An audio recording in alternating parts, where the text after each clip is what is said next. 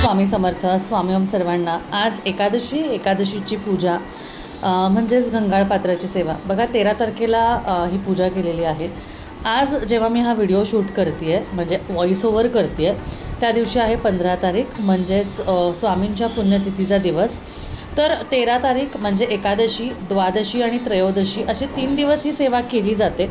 त्यामुळे एकादशीला मी ही सेवा केली, द्वादशीला आणि त्रयोदशीला म्हणजे स्वामींच्या पुण्यतिथीलासुद्धा. पण हा व्हिडिओ शूट जो केला होता तो एकादशीला केला होता, म्हणून त्याचा व्हॉइस ओव्हर करून मी आज टाकते आहे. एकादशी, द्वादशी, त्रयोदशी असे 3 दिवस तुम्ही करू शकता, कारण एकादशी हा विष्णू भगवानांचाच वार आहे आणि विष्णू भगवानांची सेवा ही एकादशीला केली जाते.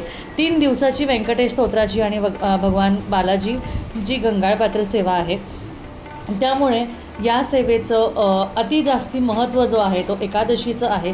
आणि त्याचबरोबर गुरुवार, शुक्रवार आणि शनिवार म्हणजे गुरुवार हा विष्णूंचा वार आहे, शुक्रवार हा माता लक्ष्मी आणि विष्णू भगवानांचं एकत्र पूजन आणि बालाजींचा वार आहे, आणि दक्षिण भारतात हा शनिवार बालाजींचा वार मानला जातो.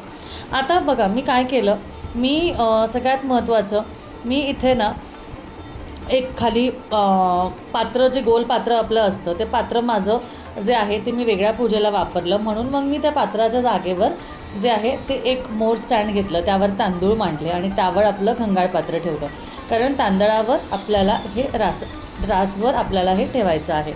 त्यानंतर यामध्ये मी 108 किंवा 108पेक्षा जास्ती असे कॉईन्स घेते आहे.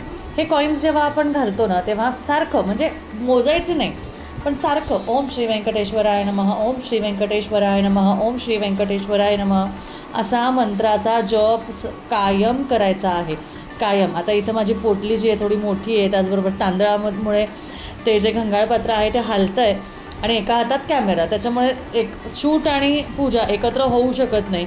त्यामुळे मी एकच दिवशी शूट केलं आणि नंतर जे आहे ते मी व्यवस्थित लक्ष देऊन पूजा केली. आता जवादू पोटलीचं आपण ह्याच्यामध्ये स्थापना केलेली आहे. त्याचबरोबर जवादू पोटलीला आपण केवढा अत्तर लावला, फुलाला केवढं अत्तर लावलं आणि ते फूल पण त्यामध्ये अर्पण केलं. आणि वरतून आता राहिलेले जे कॉईन्स आहेत आपण ते टाकणार आहोत, म्हणजे नाणी जे आहे आपण टाकणार आहोत.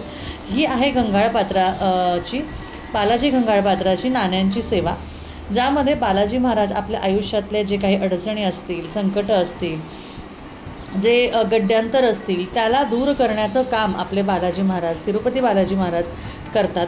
कारण असं म्हटलं जातं की आपण जेव्हा तिरुपती बालाजी महाराजांचं कर्ज फेडण्यासाठी तेव्हा त्यांना मदत करतो, ते आपल्याला 10 नाही 20 नाही 100 पटीने आपल्याला मदत करतात आपल्या अडचणीतून आपल्याला बाहेर काढण्यासाठी. आता काय असतं ना, हे 5 कॉईन्स जेव्हा आपण उद्यापनाच्या दिवशी म्हणजे आपण जेव्हा ह्याचं उद्यापन करतो म्हणजे 3ऱ्या दिवशीच्या उद्यापनाच्या दिवशी, विसर्जनाच्या दिवशी आपण जेव्हा 5 कॉईन्स काढतो, ते म्हणजे आपले दुःख, ज्या आपल्या गोष्टी आहेत, आपले विचार आहेत, आपण ते त्या 5 कॉईन्सच्या याच्याने आपण त्या आपल्या हुंडीमध्ये ठेवतो.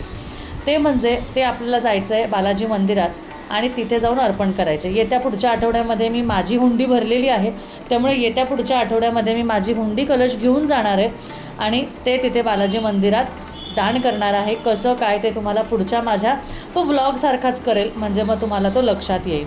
ठीक आहे, अशा पद्धतीने आपली ही जी घंगाळपात्र सेवा ही करायची असते. साधी सोपी आहे, पण आपल्या अगदी अवघडातल्या अवघड प्रश्नांवरचं उत्तर देणारी सेवा आहे. त्यानंतर मोतीशंख आपल्याला ह्या आपल्या सेवेमध्ये वरती ठेवायचा असतो. माझे सगळे कॉईन्स जे आहेत, नाणी जे आहे ते अर्पण करून झाले.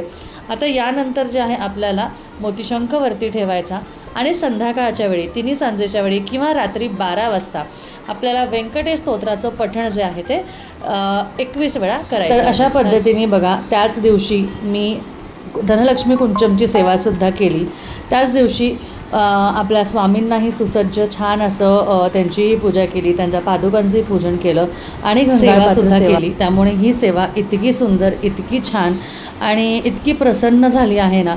त्यामुळे एका बाजूला महालक्ष्मीची सेवा आणि एका बाजूला विष्णू भगवानांची घंगाळपात्र सेवा, आणि त्यामुळे इतकं सुंदर मंदिरात वातावरण झालं होतं की अगदी सातत्याने त्याच्याकडंच बघत राहावं असं वाटत होतं.